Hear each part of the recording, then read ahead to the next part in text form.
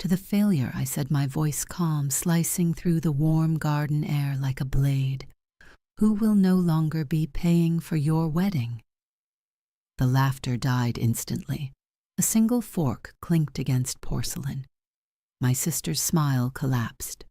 My father froze mid-toast. My mother's wine glass trembled. That moment didn't come out of nowhere. It was just the final scene in a play I never auditioned for but kept financing. They thought I'd stay silent, that I'd smile and write the check. Again. But that night I didn't just walk away. I walked out with every ounce of dignity they never thought I had. It wasn't always like this. I used to think if I gave enough they'd eventually see me, that my sacrifices would earn me a seat at the table, not just the one at family dinners, but the one where respect was served. But for most of my life, I was the backdrop to the Ramirez family stage, the one with the checkbook, the one who didn't need anything. My name is Isabella Ramirez. I'm 36 years old. I run a nationally recognized event planning firm based in San Diego. We've managed charity galas for celebrities, campaign launches for politicians, and weddings for the kind of families who hire etiquette coaches for their dogs. I've been featured in 3 lifestyle magazines and just made the regional 40 under 40 list. But at home, I wasn't Isabella the CEO. I wasn't even Isabella the daughter. I was just Bella, the one who had money. My parents never said it outright. That would have required a kind of honesty they're allergic to. No, they said things like, "You've always had a head for business. Not everyone's built for pressure the way you are. You're lucky you enjoy working." On the surface, it sounded like praise, but it wasn't about me. It was about them justifying every ask, every favor, every unspoken expectation that I'd step in, step up, and foot the bill. It started small. A couple $100 for a car repair when Dad's Camry stalled out. A utility bill Mom forgot to pay. They promised to pay me back next month, but next month never came. And I didn't press, because I thought giving meant love. Then came Marina, my younger sister, by 4 years. Blonde, bubbly, beautiful in that effortless way that got her prom queen without trying. When she decided at 23 to start a home decor business, I wired her the startup funds, $21,000. No questions asked. 6 months later, it folded. Not a single thank you. No one blamed her. They said she was trying, that entrepreneurship is risky. But when I missed a family barbecue due to a last-minute client emergency, Mom said I needed to remember what really matters. They didn't care that I was building something from scratch, that I had employees depending on me, that my days started before sunrise and often ended long after midnight. When I finally bought my dream home, 3-bedroom ocean view condo, all mine, my dad walked through it once, nodded, and said, "You should really get some curtains. All that glass looks cheap." That was who I was to them. A provider, a background figure, the wallet with a pulse. Still, I kept showing up. Birthdays, holidays, hosting brunches, dropping off wine and gifts and receipts. I convinced myself I belonged, that the love was just quiet. But the truth is, quiet love doesn't ignore you. It doesn't ask without gratitude. It doesn't laugh when your name becomes a punchline. And the Ramirez family, they laughed, like when Marina at her 28th birthday dinner smiled sweetly and said, "Bella's like our secret angel investor." Everyone chuckled, even me, because I didn't know how else to exist in a family that only acknowledged my worth through what I gave. Even when I tried to set boundaries, they wrapped their asks in guilt and sugar. "This will be the last time, sweetie. You're the only one we can count on. Marina's not as strong as you." They never once asked what I needed, never asked how I was holding up, never noticed when I stopped smiling in photos or when I canceled my own birthday dinner to cover payroll during the pandemic. I sold one of my properties to keep my company afloat. They never knew, never asked. but they always remembered to ask for more. When Marina got accepted to a wedding planning course in New York, Mom called like it was already decided. She needs to go, Bella. It's a once-in-a-lifetime chance. I told her you'd be thrilled to support her. Thrilled. I wired nearly $11,000 that week, tuition, flights, hotels, spending money. I even engraved a laptop with her initials. Her response, a blurry selfie captioned, "Got it." 2 weeks later, she Venmo requested cocktail outfits. That was the rhythm of it, the unrelenting drip of demand and dismissal. They took my generosity as entitlement, and every time I said yes, I disappeared a little more, until I became someone even I barely recognized. But I wasn't gone. I was just waiting, and they had no idea how close I was to leaving their table forever. It started like all the other times, subtle, presumptuous, wrapped in lace and entitlement. 3 days before the engagement dinner, I was in the middle of a client call, one of our largest accounts, a luxury resort, launching a new international venue. The kind of call that in my world decides payroll for a month. My phone buzzed twice, then again. I silenced it. When I checked later, there was a voicemail from my mother, Isabella. We need to upgrade the champagne. Miguel's family is used to vintage. I already told the distributor you'd handle the invoice. Can you know? You will. No question, just assumption. Like my money was already in their pocket. Later that night, Marina texted me a photo of a diamond-encrusted hairpiece. Marina, this would look stunning for the dinner. $9.40, though. Too much. Before I could respond, another message buzzed in. I told Mom you'd cover it if it looked perfect. The X. Not even a question mark. Just certainty. Just the X. I stood there barefoot in my kitchen, the tile cold beneath my feet, phone in one hand, glass of wine in the other. The wine suddenly tasted like pennies. I didn't cry. I didn't scream. But something inside me broke clean, quiet, final. It wasn't the money. I could afford it. I'd always afforded it. It was the erasure, the absolute certainty that I would never say no, that my sacrifices were a birthright they'd inherited, that my worth was measured only by what I covered, not who I was. I opened my laptop and logged into my banking app. The numbers stared back at me, cold, indifferent. Over the past 12 months alone, Marina's design classes, Miguel's welcome dinner, my parents' new HVAC system, 3 family vacations I wasn't invited on, a reupholstered set of dining chairs for ambiance, $8,700 tuition, $2,000 travel expenses, $4,000 in gifts, clothes, wine, a string of forgotten IOUs with no interest and no memory attached. I tallied it all up. $70,000, $1,000 and plus gone. I opened a spreadsheet and named it What I Paid for Love. And in that moment, a new plan quietly took shape. Not revenge, not cruelty, just truth. For the first time, I wasn't going to make the night beautiful for anyone else. I was going to let it burn. The next morning, I confirmed all final invoices with the florist. The lighting tech, the valet, all booked under my name. All paid. The event would run smoothly. That was never in question. But I made one change, a single symbolic shift.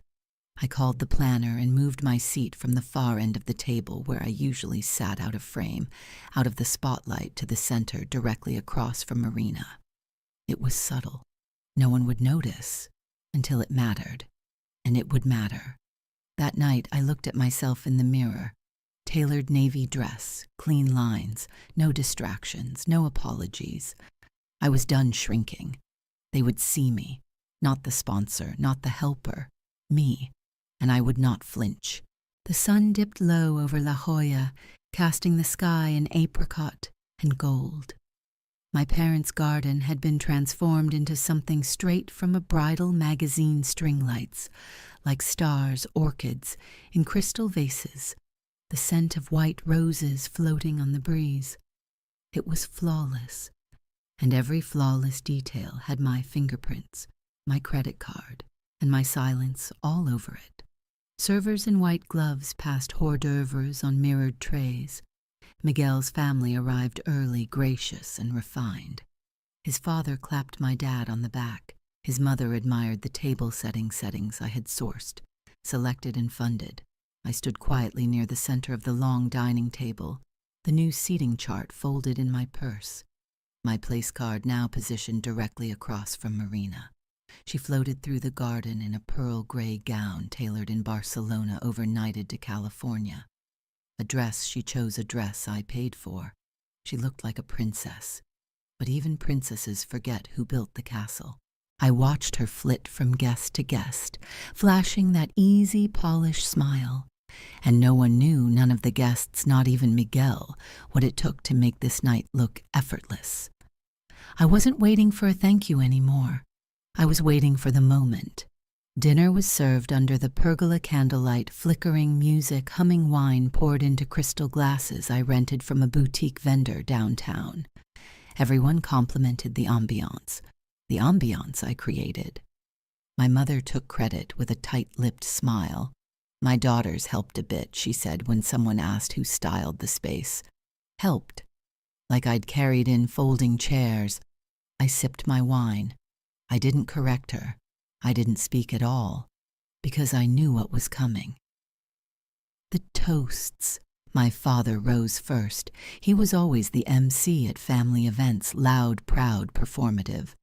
To Marina and Miguel, he said, lifting his glass, "May your marriage be as elegant as this evening." Applause. Then Marina stood. Her voice dripped with charm, her smile sparkling like her earrings. "To the Ramirez family," she said, pausing dramatically, "to love, legacy, and everything we've built together." Then she looked straight at me, "and to everyone at this table." A pause, except Isabella Failure, who only has money. Laughter exploded around her. My father chuckled. My mother leaned toward a guest, whispering behind her napkin. Miguel didn't laugh. He looked confused, almost stunned. But he didn't stop it. I didn't flinch. Instead, I rose, slowly. The laughter died as I lifted my glass. To the failure, I said, my voice cutting clean through the warm night. You could hear the crickets, the clink of a fork being set down. Marina's smile flickered.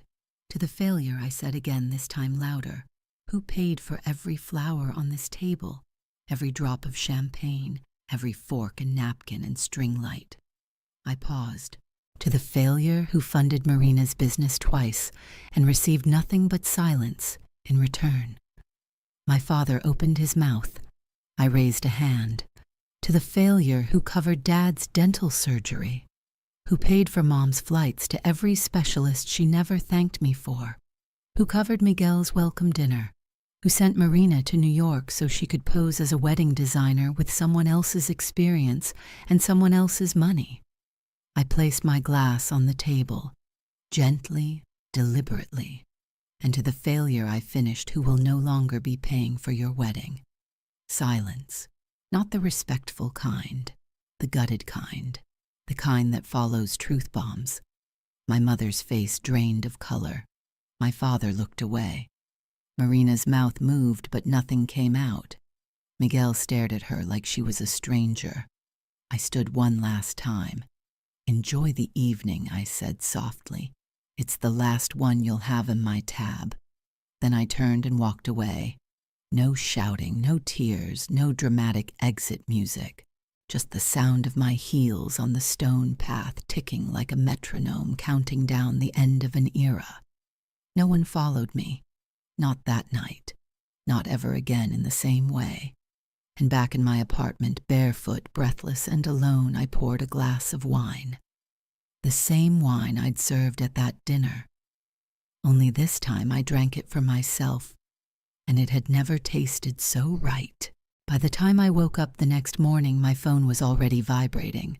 6 missed calls, 3 from Mom, 1 from Dad, 2 from Marina. I didn't pick up. I let the ringing echo through my apartment like an alarm I no longer needed to answer. Instead, I made coffee. Black, no sugar, I sat at my kitchen island in silence, staring at the marble countertop I paid for myself, in a home I bought with my own name, my own hands, my own grind. I didn't feel triumphant. Not yet. What I felt was clean, like I had finally peeled off a costume I didn't realize I was wearing. The voicemails came in waves. Mom, Isabella, you made a scene. Miguel's parents were mortified. Marina's devastated. This could ruin everything. Marina. It was a joke, Bella. God, you're so dramatic. Why do you always have to make things about you? Dad, fix this before people start asking questions. And then, the threats. Marina. If the wedding's off, it'll be your fault. Everyone will know. Mom. You broke your father's heart. His blood pressure is spiking. Are you trying to kill him, Dad? After everything we've done for you, this is how you repay us. Everything they'd done for me, I had to laugh. Out loud. Bitter and small. What exactly had they done for me besides take by that afternoon the family grapevine had gone rotten? A cousin I hadn't spoken to in a year texted, heard you snapped.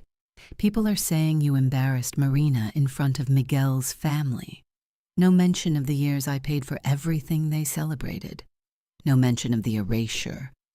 Just the fallout. Just the drama. Because that's all I ever was to them, a reliable villain when they needed one. But I didn't respond. I was tired of explaining my humanity to people who only saw my utility. That night I opened my laptop. Again. I created a folder labeled Ramirez Family Debts. I dragged in PDFs of every receipt, every Venmo request, every invoice I'd paid, the flower arrangements, the catering, the dress from Barcelona. I included Marina's design course, the tuition transfer, the wine order from Napa, the HVAC system, the laptop with her initials engraved, line after line of evidence. Then I opened the spreadsheet, what I paid for love, and updated the total $132,845. And still they told people I overreacted, that I was emotional, that I should have just smiled and kept the peace. The peace they meant was silence, my silence. That Sunday I went to a bookstore downtown. I hadn't read anything for pleasure in months. I bought a book about boundaries. The irony didn't escape me. I spent that evening with candles lit, curled up under a blanket in my living room, watching the sun dip behind the ocean. No calls, no asks, no expectations. It was the first quiet evening in years that didn't come with guilt. But peace always threatens people who feed on chaos. By Tuesday, the texts shifted tone. Marina, they're calling off the wedding. You happy now, me? I didn't reply. Mom, you destroyed your sister's future. You'll regret this, Isabella. Dad, apologize. Publicly. Or don't bother coming around anymore. The manipulation wasn't even subtle anymore. They weren't sad because I was hurting. They were furious because I stopped performing. A few days later, I received a message that broke something deeper than anger. Aunt Rosa. I thought you were stronger than this Bella. You should have just smiled. For family. That's when it hit me. They never saw my silence as kindness. They saw it as permission. Not anymore. I opened my legal folder, drafted an email to my lawyer. The subject line, next steps. I didn't want revenge. I wanted distance. And this time, it would be permanent. I thought the worst had already happened. That the damage ended the night I stood and toasted to my own erasure. But betrayal has layers. It reveals itself slowly. Like rot behind drywall, only visible once you start pulling things apart. I was sorting through old storage boxes for my lawyer, gathering paperwork, for my inheritance and financial claims when I found it. A small shoebox. I hadn't seen it in years. Inside folded letters, old envelopes, and a thin binder labeled in my grandmother's soft handwriting, College Planning, Grandma Jean. My heart didn't just drop, it cratered. Grandma Jean was the only person who ever truly saw me. She used to send me cards with $20 bills tucked inside, notes that said, "This is for your dreams, baby girl," not for anyone else. She died when I was 17. After the funeral, my mother told me she hadn't left much, just a few knickknacks and old linens. My father had said we sold her cabin in Idaho. It wasn't worth keeping. We used the money to clear some debts. I believed them, because back then I still wanted to believe in them. But when I opened the binder, reality slammed into me like a car crash. Bank slips, legal correspondence, a notarized instruction. My grandmother had sold her rental property and placed $35,000 into a trust, in my name, to be used solely for my college tuition and relocation expenses. I never saw a penny. They never told me. They stole it. I sat on the floor holding that paper, hands trembling, not just from rage but grief, not for the money, for the memory, for the moment that should have reminded me I was loved, chosen, believed in. They took that from me and used it to pay off a credit card. My lawyer didn't blink when I showed her the binder. This is a case, she said flatly, misappropriation of inheritance, and it's documented. That week we sent a formal letter to my parents, calm, precise. We laid out the legal terms, attached the trust documents, gave them a deadline to respond. They didn't. But Marina did. She left me a voicemail, her voice strained, brittle. "Bella, I didn't know about the trust, okay? Don't punish me for their mistake. Just don't take this further. You'll destroy what's left of the family. What's left, they destroyed it when they chose silence over honesty, image over integrity, control over connection." That moment, sitting on the floor of my apartment, I realized something deeper than fury. They hadn't just stolen money. They'd stolen my right to know someone believed in me. Grandma Jean had fought for me, quietly, lovingly, and my parents erased her. But I would not erase myself. Not anymore. It's been 18 months. 18 months since I lifted a glass and cracked the glass ceiling of my family's delusion. Since I stopped funding my own erasure. Since I stopped mistaking endurance for love. The legal case moved slowly, civil proceedings always do, but we never had to go to court. My parents, always more afraid of public shame than justice, chose silence over resistance. They settled, quietly. I recovered the $35,000 from Grandma Jean's trust, along with a written acknowledgement that the funds had been redirected without consent. They called it a miscommunication. I called it theft. But the victory wasn't financial. It was emotional. I no longer scan my phone in dread of texts that begin with "Sweetheart, I was wondering if you could help." I no longer walk into family events feeling like a bank wrapped in lipstick. Because I stopped going. I redecorated my apartment after the settlement, not out of spite, but out of reclaiming. I took down the old family photos. I bought a new rug, new art, repainted the walls. On one wall now hangs a single framed note, a faded piece of paper in my grandmother's handwriting. "This is for your dreams, baby girl. Not for anyone else. That is my legacy.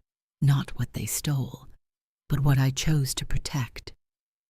Marina tried reaching out, at first with rage, then guilt, and finally nostalgia.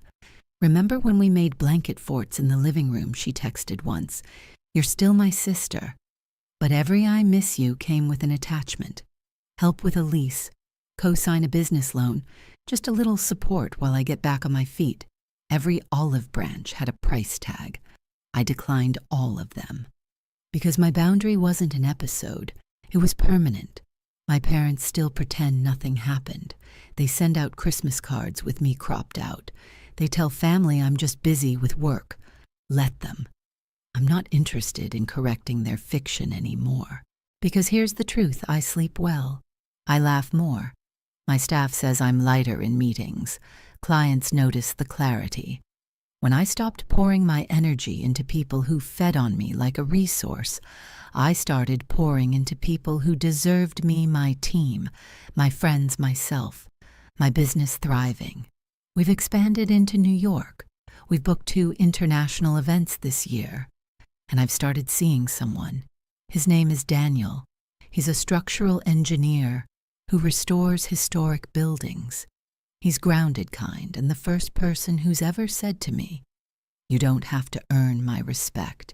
You already have it." Sometimes I still feel echoes of that dinner, the hush after my toast, the ache I carried for years like a bruise no one believed in. But then I remember the moment I walked away, the moment I chose truth over tradition, self-respect over performance, and I realize I was never the failure. I was just the only one willing to carry everyone else.